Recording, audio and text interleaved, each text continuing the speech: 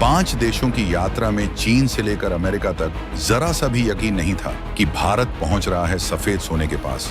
57 साल का रिकॉर्ड तोड़कर भारत ने अर्जेंटीना में ऐसा कौन सा दुर्लभ खजाना हासिल कर डाला जिसने चीन की हुकूमत में इमरजेंसी ला दी। आखिर कैसे भारत ने हजारों मील दूर जाकर आईएसआरओ के रॉकेट और डीआरडीओ की मिसाइलों के लिए दुनिया का सबसे बड़ा खजाना तलाश लिया। चीनी राष्ट्रपति जिनपिंग भी टेंशन में। आखिर कैसे भारत ने अर्जेंटीना की 5 विशाल लिथियम खदानों पर कर डाला कंट्रोल। अब नहीं रहेगी चीन पर निर्भरता। दुनिया की तमाम खुफिया एजेंसियों को डर। क्या भारत ने दुनिया के उस लिथियम ट्रायंगल में कर डाली घुसपैठ जहां से चीन पूरी दुनिया की टेक्नोलॉजी को कंट्रोल करता है। जब मोदी ब्राजील में होने वाले ब्रिक्स समिट में हिस्सा लेने और उससे पहले कई देशों की यात्रा पर जाने का शेड्यूल दुनिया के सामने रख चुके थे, तब शायद ही किसी को विश्वास हो कि भारत घाना, अर्जेंटीना और ब्राजील में वाकई में क्या करने वाला है। लेकिन जब इन देशों की यात्रा हुई तो ना केवल चीन बल्कि अमेरिका के पैरों तले भी जमीन खिसक गई, क्योंकि यहाँ पर भारत वो खजाना हासिल कर चुका है जिसके होने के बाद चीन दुनिया पर दादागिरी करता फिर रहा है। दोस्तों, ये कहानी है एक सफेद सोने की, एक ऐसे बेशकीमती खनिज की जो आज के दौर में तेल से भी ज्यादा कीमती हो चुका है।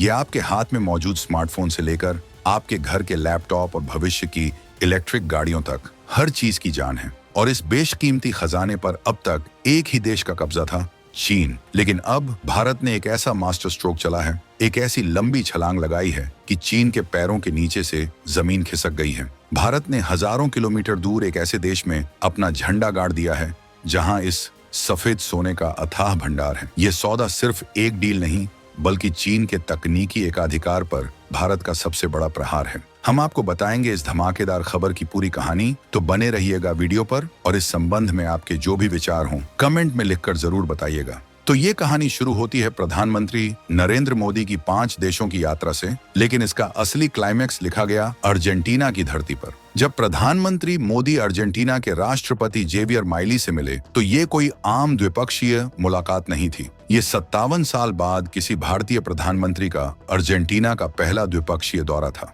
57 साल, जरा सोचिए, इतने लंबे अंतराल के बाद भारत के प्रधानमंत्री का वहां जाना कोई संयोग नहीं हो सकता। ये एक सोची समझी, सटीक और बेहद शक्तिशाली रणनीति का हिस्सा था।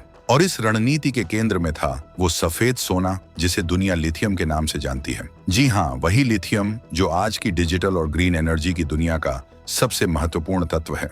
चीन की अकड़ और उसकी मनमानी की वजह से पूरी दुनिया परेशान है। चीन के पास रेयर अर्थ मटेरियल्स और लिथियम की प्रोसेसिंग का विशाल भंडार है और वो इसे एक हथियार की तरह इस्तेमाल करता है। जब उसका मन करता है वो एक्सपोर्ट पर रोक लगा देता है, कीमतें बढ़ा देता है और दुनिया भर की इंडस्ट्री को घुटनों पर लाने की कोशिश करता है। भारत भी इससे अछूता नहीं था, लेकिन अब भारत ने इस खेल को पलटने का फैसला कर लिया है। भारत ने चीन पर निर्भर रहने के बजाय सीधे उस खदान तक पहुंचने का फैसला किया है जहां से यह खजाना निकलता है, और वो खदान है अर्जेंटीना में। विदेश मंत्रालय ने इस बात की पुष्टि कर दी है कि प्रधानमंत्री मोदी की इस यात्रा का सबसे बड़ा मकसद अर्जेंटीना के विशाल लिथियम और अन्य महत्वपूर्ण खनिज भंडारों में भारत की हिस्सेदारी सुनिश्चित करना था। ये भारत की तरफ से चीन को एक सीधा और स्पष्ट संदेश है, तुम्हारा खेल खत्म, अब हम अपनी तकदीर खुद लिखेंगे। क्यों है लिथियम सफेद सोना और चीन का चक्रव्यूह? अब आप में से बहुत से लोग सोच रहे होंगे कि आखिर ये लिथियम है क्या भला, और ये इतना जरूरी क्यों है कि इसके लिए भारत को अर्जेंटीना तक जाना पड़ा। तो इसे बहुत ही सरल भाषा में समझिए। लिथियम एक बेहद हल्का और प्रतिक्रियाशील धातु है, लेकिन इसकी सबसे बड़ी खासियत ये है कि ये बहुत ज्यादा ऊर्जा स्टोर कर सकता है। इसी खूबी की वजह से ये रिचार्जेबल बैटरी बनाने के लिए दुनिया का सबसे बेहतरीन तत्व है। आपके हाथ में जो स्मार्टफोन है उसकी बैटरी लिथियम आयन है, जिस लैपटॉप पर आप काम करते हैं उसकी बैटरी लिथियम आयन है, और भविष्य में जो इलेक्ट्रिक गाड़ियां सड़कों पर राज करने वाली हैं उनकी जान भी लिथियम आयन बैटरी ही है। संक्षेप में 21वीं सदी की टेक्नोलॉजी लिथियम के बिना एक कदम भी नहीं चल सकती। इसीलिए इसे व्हाइट गोल्ड यानी सफेद सोना कहा जाता है। अब आते हैं कहानी के विलन यानी चीन पर। चीन ने बहुत चालाकी से पिछले 2 दशकों में दुनिया भर के लिथियम और रेयर अर्थ एलिमेंट्स की सप्लाई चेन पर अपना कब्जा जमा लिया। वो दुनिया का सबसे बड़ा लिथियम उत्पादक तो नहीं है, लेकिन वो दुनिया का सबसे बड़ा प्रोसेसर है। यानी खदानों से कच्चा लिथियम निकलकर चीन जाता है और चीन उसे रिफाइन करके शुद्ध करके बैटरी ग्रेड लिथियम बनाता है और फिर पूरी दुनिया को ऊंचे दामों पर बेचता है। आज दुनिया की 85% से ज्यादा रेयर अर्थ प्रोसेसिंग और 60% से ज्यादा लिथियम प्रोसेसिंग अकेले चीन के कब्जे में है। ये चीन का वो चक्रव्यूह है जिसमें उसने पूरी दुनिया को फंसा रखा है। वो इसे एक भू राजनीतिक हथियार की तरह इस्तेमाल करता है। जब भी कोई देश उसकी बात नहीं मानता या उसे चुनौती देता है तो वो इन जरूरी खनिजों के एक्सपोर्ट पर रोक लगाने की धमकी देता है या रोक लगा देता है। उसने जापान के साथ ऐसा किया, उसने अमेरिका के साथ ऐसा किया। ये ठीक वैसा ही है जैसे कोई आपकी गाड़ी की चाबी अपने पास रख ले और अपनी मनमर्जी चलाए। भारत अपनी महत्वाकांक्षी मेक इन इंडिया और ग्रीन एनर्जी की योजनाओं के साथ इस चक्रव्यूह में फंसा नहीं रह सकता था। हमें अपनी इलेक्ट्रिक गाड़ियों के लिए, अपनी ऊर्जा जरूरतों के लिए और अपने रक्षा उपकरणों के लिए चीन की दया पर निर्भर रहना मंजूर नहीं था। इसलिए अभिमन्यु की तरह इस चक्रव्यूह में फंसने के बजाय अर्जुन की तरह इस चक्रव्यूह को भेदने का फैसला किया गया। और इसी फैसले का नतीजा है मिशन अर्जेंटीना। डील की बारीकियां, लिथियम ट्रायंगल और घाना का दांव। तो भारत ने अर्जेंटीना में ये करिश्मा किया कैसे? ये कोई रातों रात हुआ चमत्कार नहीं है, बल्कि इसके पीछे भारत की सरकारी और निजी कंपनियों की महीनों की मेहनत और सटीक प्लानिंग है। भारत सरकार की दो दिग्गज कंपनियों कोल इंडिया लिमिटेड और खनिज विदेश इंडिया लिमिटेड यानी काबिल ने इस मिशन की अगुवाई की। काबिल को विशेष रूप से इसीलिए बनाया गया है ताकि वो विदेशों में भारत के लिए महत्वपूर्ण खनिजों के स्रोत हासिल कर सके। इन दोनों कंपनियों ने मिलकर अर्जेंटीना में एक दो नहीं बल्कि पूरे 5 लिथियम खनन रियायतें हासिल करने पर समझौता किया है। अब ये खनन रियायत क्या होती है? आसान शब्दों में इसका मतलब है कि भारत को अर्जेंटीना की उन चिन्हित खदानों से लिथियम को खोद कर निकालने और उसे प्रोसेस करने का कानूनी अधिकार मिल गया है। ये जमीन का एक टुकड़ा खरीदने जैसा नहीं है, बल्कि उस जमीन के नीचे छिपे खजाने को निकालने का लाइसेंस हासिल करने जैसा है। और ये तो सिर्फ सरकारी कहानी है। भारत की 2 निजी क्षेत्र की कंपनियां भी इस क्रांति में शामिल हो चुकी हैं, जिनमें भारत की ग्रीनको और यूएई स्थित भारतीय स्वामित्व वाली वर्ल्ड मेटल अलॉयज शामिल हैं। ये दिखाता है कि भारत का पब्लिक और प्राइवेट सेक्टर दोनों मिलकर इस राष्ट्रीय मिशन पर काम कर रहे हैं। अब जरा उस जगह की अहमियत समझिए जहां भारत ने यह दांव खेला है। अर्जेंटीना लैटिन अमेरिका के उस जादुई इलाके का हिस्सा है जिसे लिथियम ट्रायंगल कहा जाता है। इस ट्रायंगल में 3 देश आते हैं, अर्जेंटीना, चिली और बोलीविया। और इन्हीं 3 देशों में दुनिया का लगभग 60% लिथियम का भंडार मौजूद है।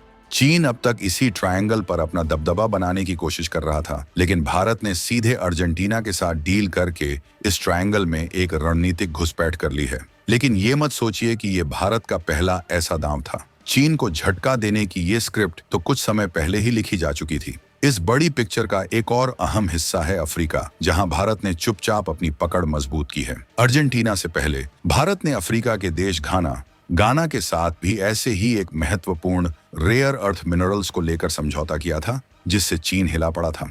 ये दिखाता है कि भारत की रणनीति सिर्फ एक देश तक सीमित नहीं है, बल्कि वो दुनिया भर में चीन के एकाधिकार को तोड़ने के लिए एक बहुआयामी योजना पर काम कर रहा है। घाना का सौदा एक ट्रेलर था, अर्जेंटीना की डील पूरी पिक्चर है। अर्जेंटीना के साथ हुई ये लिथियम डील सिर्फ एक खनिज सौदा नहीं है, ये आत्मनिर्भर भारत के सपने को हकीकत में बदलने वाला एक मास्टर स्ट्रोक है। इसके एक नहीं बल्कि कई ऐसे रणनीतिक फायदे हैं जो आने वाले दशकों तक भारत की तकदीर लिखेंगे। पहला और सबसे बड़ा फायदा है चीन की रेयर अर्थ और लिथियम की मोनोपोली को सीधी चुनौती। ये चीन के उस आर्थिक हथियार को ही छीन लेने जैसा है जिसके दम पर वो दुनिया पर धौंस जमाता है। ये भारत की तरफ से एक कूटनीतिक और आर्थिक चेकमेट है। दूसरा बड़ा फायदा भारत के अपने इलेक्ट्रिक व्हीकल उद्योग को मिलेगा। टाटा मोटर्स, महिंद्रा, ओला इलेक्ट्रिक जैसी भारतीय कंपनियां जो भारत को ईवी का हब बनाने का सपना देख रही हैं, उन्हें अब बैटरी के लिए चीन की तरफ नहीं देखना पड़ेगा। अर्जेंटीना से सीधा और सस्ता लिथियम मिलेगा, जिससे भारत में ही बैटरी बनेंगी, गाड़ियां सस्ती होंगी और भारत का पैसा भारत में ही रहेगा। तीसरा रणनीतिक फायदा हमारी रक्षा और एरोस्पेस इंडस्ट्री को मिलेगा। ये रेयर अर्थ तत्व सिर्फ बैटरियों में नहीं, बल्कि ISRO के सैटेलाइट, DRDO के मिसाइल गाइडेंस सिस्टम, लड़ाकू विमानों के सेंसर और रडार में भी इस्तेमाल होते हैं। अब हमारे रक्षा उपकरण चीन की दया पर निर्भर नहीं रहेंगे। हमारी मिसाइलें और ज्यादा सटीक होंगी, हमारे सैटेलाइट और ज्यादा शक्तिशाली होंगे। चौथा फायदा है भारत में एक नए स्ट्रेटेजिक मिनरल रिफाइनिंग इकोसिस्टम का निर्माण। भारत अर्जेंटीना से सिर्फ कच्चा माल नहीं लाएगा, बल्कि उसे भारत में ही शुद्ध करने की टेक्नोलॉजी भी विकसित करेगा। इससे भारत में हाईटेक नौकरियां पैदा होंगी, टेक्नोलॉजी ट्रांसफर होगा और भारत कच्चे माल के ग्राहक से एक टेक्नोलॉजी लीडर बनेगा। पांचवा फायदा है डॉलर आधारित ग्लोबल सप्लाई चेन से मुक्ति। जब हमें चीन या किसी और देश से खरीदना पड़ता है तो हमें डॉलर में भुगतान करना पड़ता है और कीमतें भी ज्यादा होती हैं।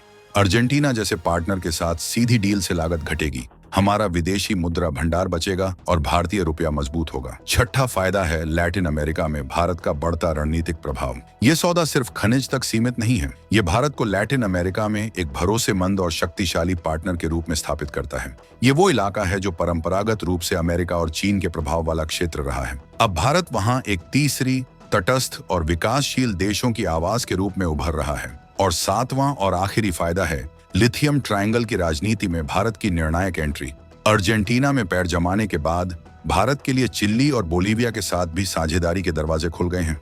अगर भारत इस त्रिमूर्ति के साथ अपने रिश्ते मजबूत कर लेता है तो वो चीन की पूरी सप्लाई चेन को अस्थिर कर सकता है और खुद को एक ग्लोबल लीडर की भूमिका में ला सकता है। तो प्रधानमंत्री मोदी की अर्जेंटीना यात्रा और ये लिथियम सौदा, ये सिर्फ कुछ मीट्रिक टन खनिज का आयात नहीं है, ये 21वीं सदी में भारत की नियति को फिर से लिखने की एक साहसिक कोशिश है। ये उस भारत का ऐलान है जो अब पिछलग्गू बनकर नहीं बल्कि दुनिया का नेतृत्व करने के इरादे से आगे बढ़ रहा है। दशकों तक भारत टेक्नोलॉजी के लिए पश्चिम या चीन पर निर्भर रहा। हम उनकी बनाई चीजों के सबसे बड़े बाजार थे, लेकिन अब पासा पलट रहा है। लिथियम जैसे मूलभूत तत्व पर कब्जा करके भारत ने उस पिरामिड की नींव पर अपना हक जमाया है जिस पर टेक्नोलॉजी की पूरी इमारत खड़ी होती है। जब चीन ने अपनी ताकत का घमंड दिखाया तो भारत ने रोने धोने के बजाय हजारों मील दूर जाकर अपनी सप्लाई लाइन खुद बना ली। ये सौदा भारत को ग्रीन एनर्जी की क्रांति में एक ड्राइवर सीट पर बिठाएगा और आने वाली पीढ़ी के लिए एक स्वच्छ और समृद्ध भविष्य सुनिश्चित करेगा।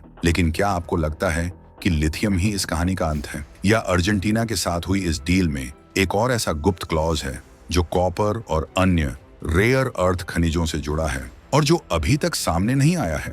क्या भारत अब लिथियम ट्रायंगल के दूसरे और सबसे बड़े खिलाड़ी चिली की तरफ भी अपना अगला कदम बढ़ा चुका है? और इस पूरी बाजी को पलटता देख बौखलाया हुआ चीन अब क्या करेगा? जानेंगे इन सभी सवालों को लेकर आप क्या कुछ सोचते हैं, कमेंट में लिखकर जरूर बताइएगा।